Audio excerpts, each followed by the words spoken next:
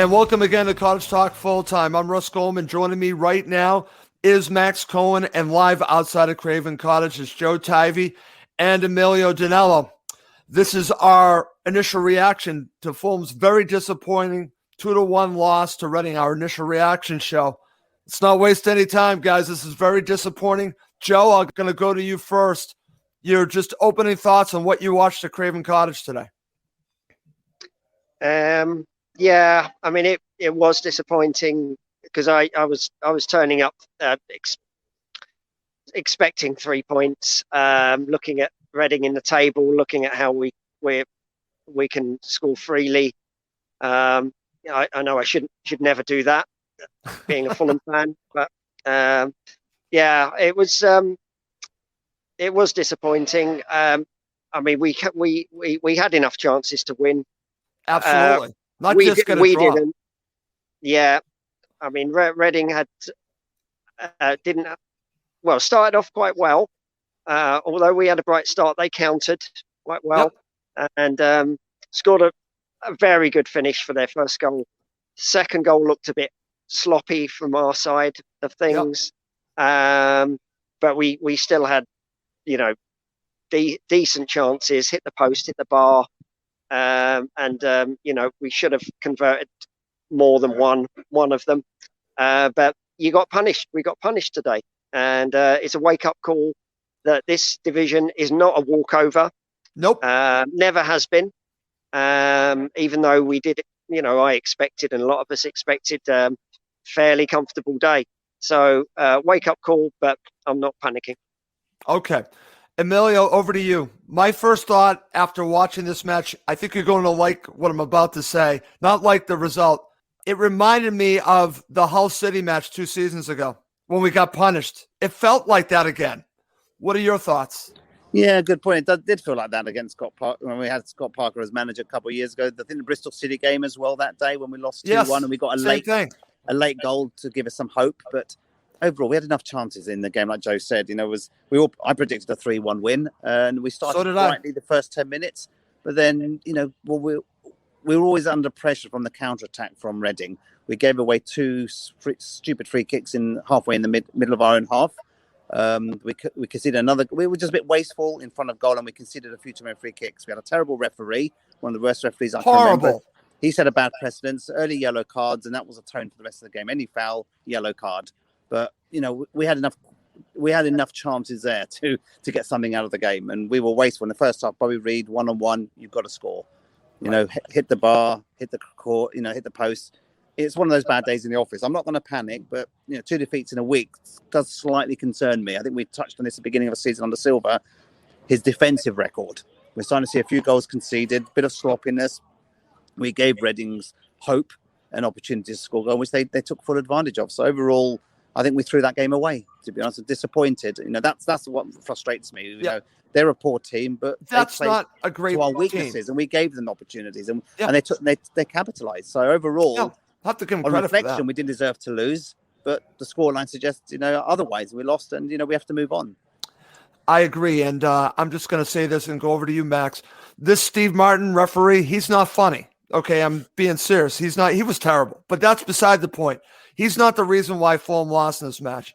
When we look back at the Birmingham City match, Fulham were very clinical. They weren't clinical here. And I'm just going to throw this out to you. And I said this to you earlier. I think the turning point of the match was Bobby Decordova-Reid's miss early on. They scored there. I think this is a different match, Max. Just give me your overall thoughts on this loss. And do you agree with me on that early miss from Fulham? When we go behind, we don't inspire confidence that we can go back and win the match. And it's only been 2 times this season in the league, and it's the past 2 Saturdays, Blackpool and then today against Reading. Yep. And it's not really good enough. Yes, we had enough chances to win, and yes, the finishing was poor. But for too often that second half, it just seemed very forced. The ball's out wide, the tailbone crosses. Cavallero should not be starting. I'm sorry. That was a disappointing performance from him. Okay. I don't want to see him in starting 11 again this season because so many crosses were to the keeper. And when we have all that possession, yes, we created some chances, but most of the time in that second half, when we needed to be at our best, we looked lackadaisical. And that's so disappointing. As Joe said accurately, it's a wake-up call. Yeah. Not time to panic, but No. The championship, we're not going to walk this league. Bournemouth are top of the league now. That has to be a wake-up call for us too. But sides are going to give us a tough time of it. And honestly, Reading played some very good football today. And they had a game plan. They stuck to it perfectly. We have to be ready for when teams sit back on us. And when we go behind, I've not seen it at all this season that we can flip the script in a match. If we go ahead, it's all well and good. And it's all smooth sailing. Where is the character from when we go behind? We can't really get back into it. That's actually a great point. Joe, I want to get your thoughts on that because we've shown that we're great front runners. Fulham are great front runners. They are dominating when they are ahead. Yeah. When they have dealt with adversity so far, they haven't passed the test, Joe, because they had opportunities to get back in this match. Like you said, you have Mitro hitting the crossbar, obviously early with Bobby Decadova-Reid. Late on, you have the opportunity from Josh Onema. That's not his fault. That was a great save by the goalkeeper. You guys probably got a good view of that. When you have that many opportunities when you're creating, but to Max's point, it did seem forced when we went behind. There did seem to be a little bit of a panic in Fulham, even down 1-0. They just didn't seem to be the same team. So what are your thoughts about all that? Do you think that this is something, again, I still think Fulham have a very good chance to win the league. Nothing has changed my mind, but they need to fight through adversity better than this. Yeah. Max does raise a good point. Although I'd counter that by saying it is early days. I was there at Blackpool. I took my daughter up there for sorry to hear that weekend. Yeah, no, it was a lovely weekend apart from the result.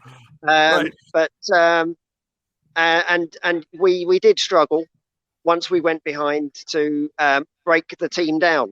But you've also got to look at the opposition. They know that we're one of the best, if not the best team in the division. And when they get a goal and they get ahead, they're going to shut up shop and they're going to keep it tight. And they're going to frustrate us because that's the only way they're going to win. If they're going to play open and expansive, they'll get murdered. So it is a good point. Let's see how that pans out in terms of having the character to come back when we're behind. Because as Max says, in the other games that we've won, we basically sort of just took the lead early and just built on that, and it was nice and easy. So when the backs are to the wall, let's see what happens in the future. But yeah, we need to keep an eye on that. Absolutely, it's a great point. Over to you, Emilio. What are your thoughts about that? Because again, Fulham great when they're ahead, but when they face adversity, when they go down, especially also when they don't score that early goal. That's why I go back to a turning point of the match being the Bobby Decadova-Reid miss. And again, it shouldn't be him missing that things go awry, but they did. So what happens when you go down? How do you react to it? And like Joe said, you have a team that got ahead. They put everyone behind the ball. They were just waiting for the counterattack, and they knew how to neutralize us. So this is going to be a challenge now for Silva and the players that they're going to have to overcome adversity in situations when teams go ahead on them. They're just going to make it difficult on them. Yeah, and I think I sort of take a slightly different perspective. I don't disagree with what the guys have said, but I look at our starting 11 again.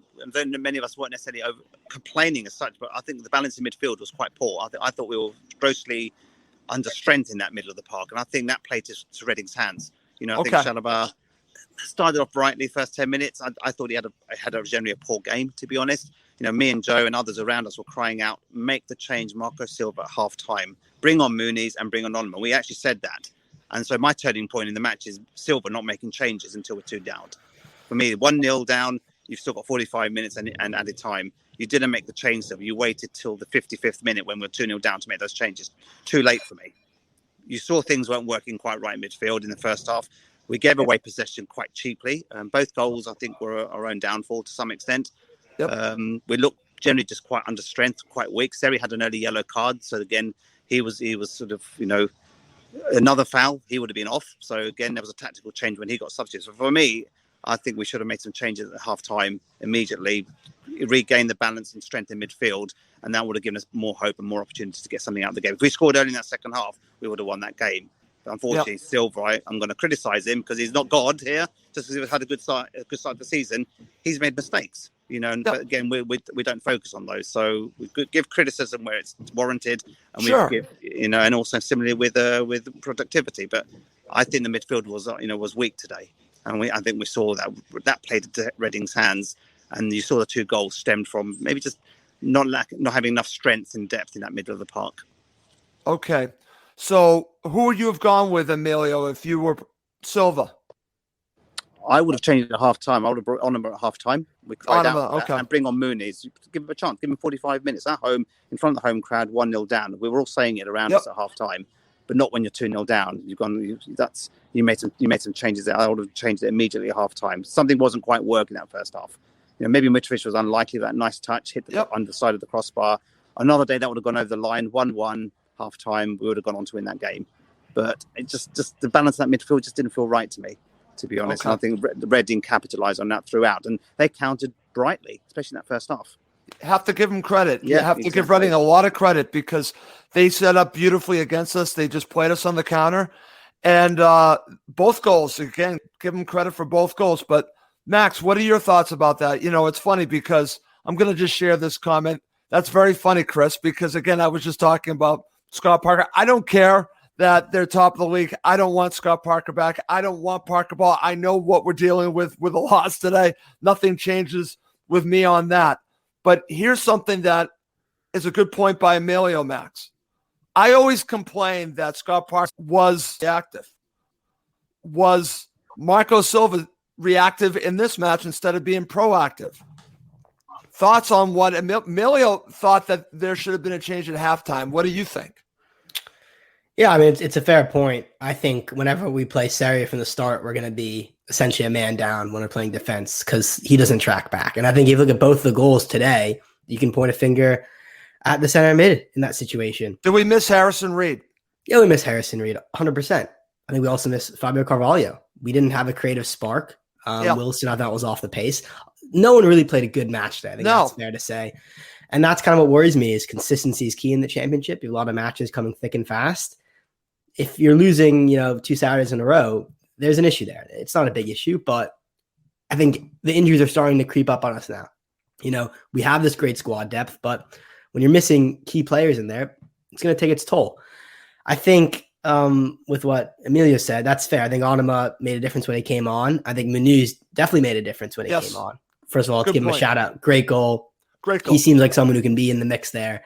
And I didn't think we were going to score if we played 150 minutes, today, honestly. So it's great that he got in there, got that header. He has a good sense. Obviously, I want to see more of him, and he's still young, but he looks like a decent player in the box. Yeah, changes had to be made because Emilio's right. If we make those changes at halftime, you get an early goal, it's 1-1. Once you went down 2-0, you felt the game was gone. Okay. Very interesting observation from Emilio. And again, like I said, I'm going to be consistent here. If he's being reactive like Parker, I'm going to call it like I see it. That's a very interesting discussion we're having because of Emilio. Emilio, I'm glad that you brought that up. Joe, I want to go to you, and I want to talk about the first goal in the first half. The timing of it was horrible because Fulham were on top. They did not take their chance with Bobby Decordova-Reid. Again, I say that the turning point was Bobby Decordova-Reid's miss, but the goal here, and again, I don't think you can blame the goalkeeper on this. I don't think there's anything that he could have done. How about Dennis Adoy on this? What are your thoughts on the goal, the first goal? Okay, well, I can't remember too much about the build-up. I would say that goal came as a culmination of Reading's best spell in the game. Yep. They were passing it through our midfield quite easily and countering quite quickly. That finish was top class. Yeah. I think apologies, I can't remember what happened in the build up to it. All I saw in the replay at halftime was maybe a bit of a lack of closing down before he got the shot away. But I thought that it was coming. Yep. Even though we started brightly, Reading did get back into it before their first goal, and provided a couple of dangerous situations before that. So me and Emilio said it wasn't surprising when they scored. I just think the second goal was more cause for concern in terms of how Fulham dealt with it rather than the first, because it was a good finish. Okay, that's very good. And Emilio, I'll go to you and let's talk about the second goal. I said this to you, and we'll have to get a better look at this afterwards. But when I was watching, and again, you guys are there live, I don't know if you got a good view of this. I thought the ball went out. I totally thought the ball went out. But regardless, you got to keep playing. And the play continues, and they score another goal. This is a poor goal to give up the second goal, Emilio. I want to get your thoughts on Ajaria scoring a second goal. That was the match winner.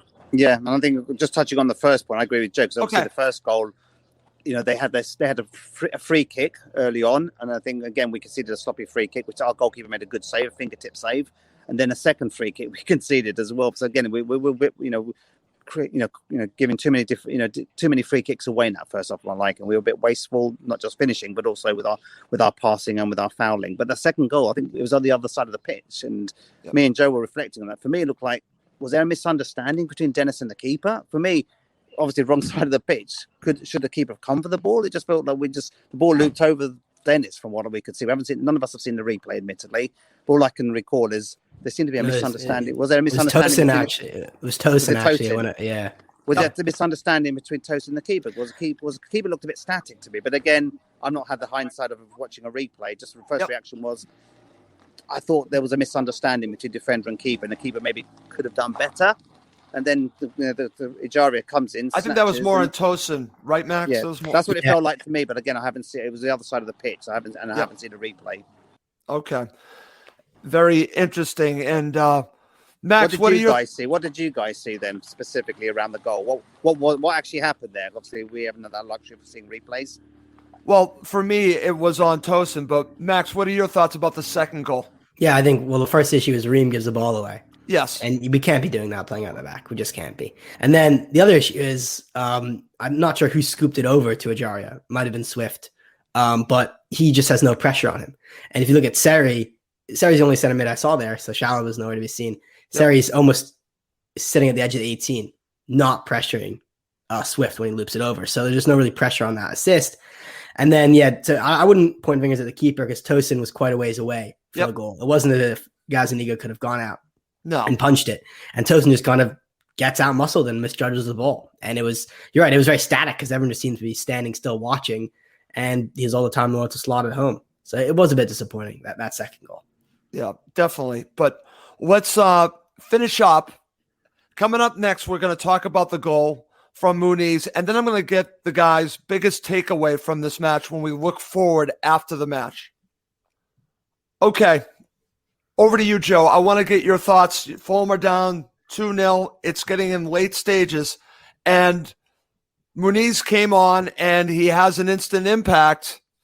Again, I thought he was bright, but his goal comes from, again, another header from Mitro, heads it to him, and he puts it in the back of the net. Let's talk about the Fulham goal. Your thoughts?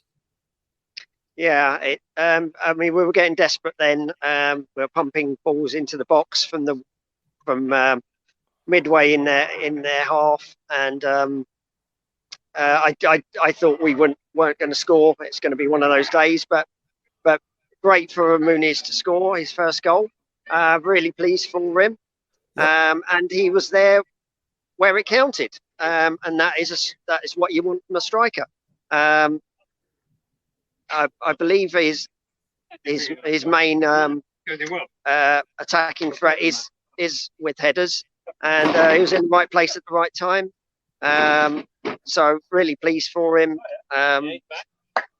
We'll just have to wait and see. It might be interesting to see if Muniz and Mitro become a pairing in the future. But very good for Muniz coming from the Brazilian league. This is a totally different world for him. He's got to try and settle not just his football, but his family life and his home life. So it was great that he got off the mark. After two subs appearances, he's got his first goal. Yep, and I think that's a positive to take out of this. Your thoughts, Emilio, because it's very interesting. How will he play? Will he play with Mitro up front? Will it be a pairing? I thought it looked pretty good together. What are your thoughts? Definitely, I think that was one of his early touches. He had a really nice, silky touch. I remember that was one of the early moments I saw of him. So that gave us a lot of hope. He's a lot bigger than I thought he'd be. Again, looking at him, face to face and on the ground, he's a big bloke, to be honest. Yep. Worryingly, I saw him.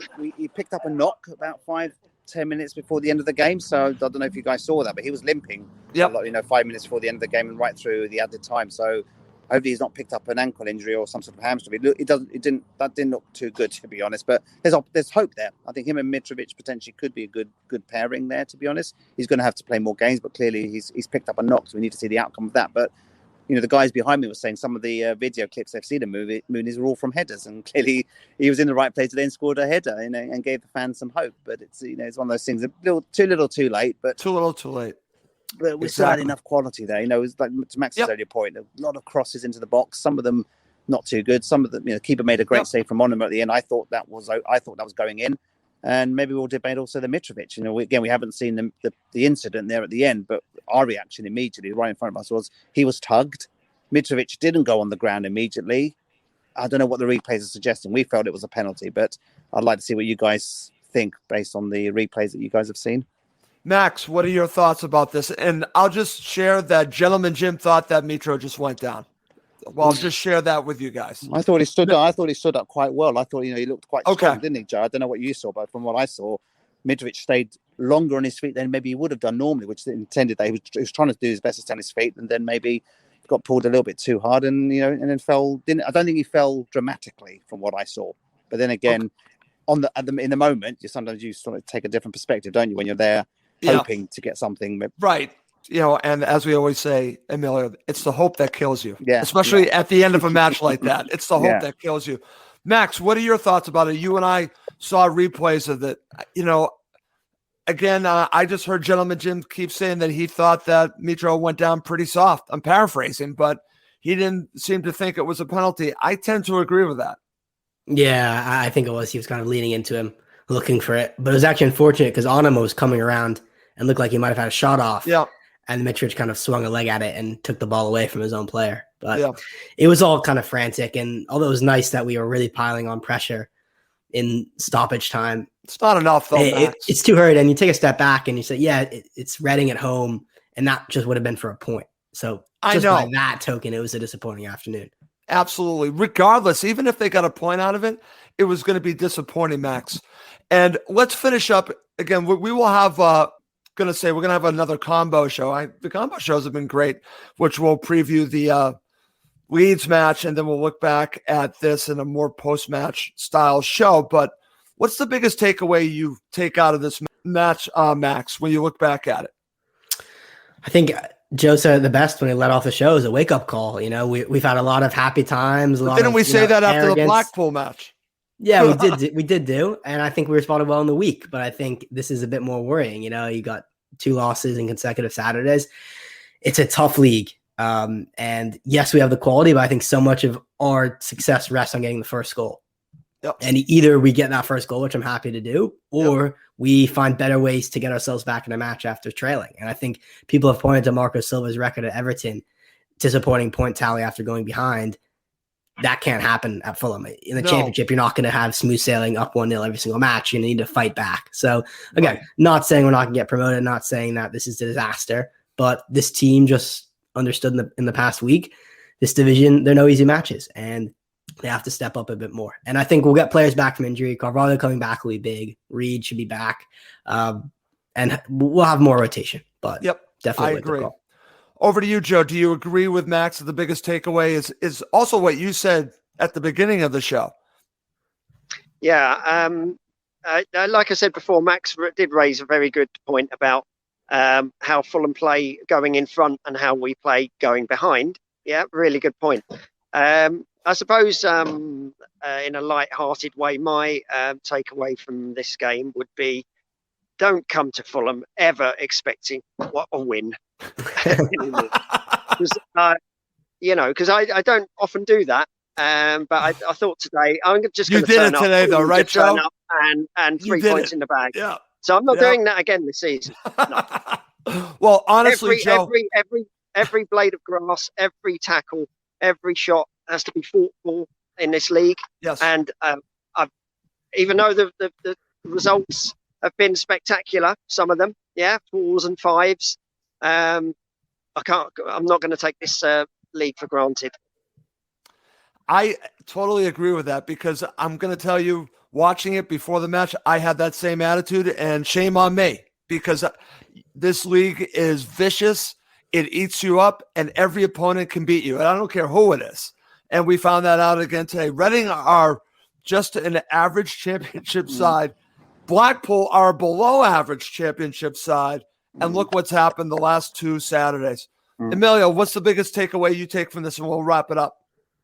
I think it's similar to what the guys have said, but I think it's how we recover from a defeat. We recovered well against Birmingham and won comprehensively midweek.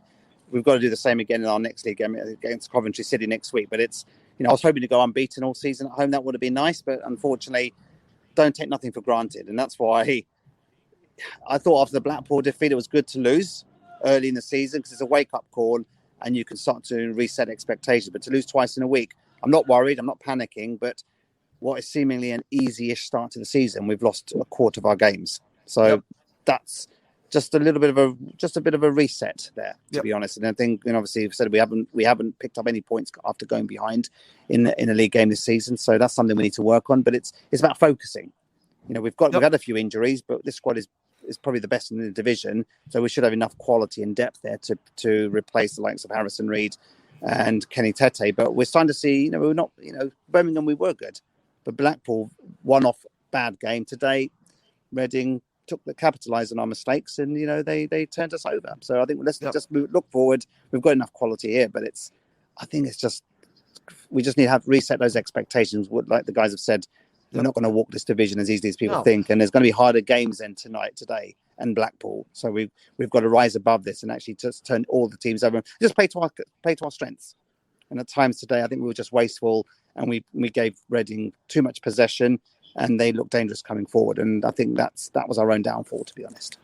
I think Fulham panicked when they went down. That's what I think. And that's my biggest takeaway from this, is that they panicked and they were having trouble fighting through the adversity. And I think really good teams, championship teams, do a great job of fighting through adversity. They need to do a better job of it. Like Max was saying, the record of Silva's team at Everton coming from behind isn't great. They need to do a better job. Max is 100% right on that. What I come out of this, if they don't fight through the adversity, they won't get automatic promotion. They're going to have to do it. They're going to have to learn to do it, because you're going to be down. And that's something that we already talked about.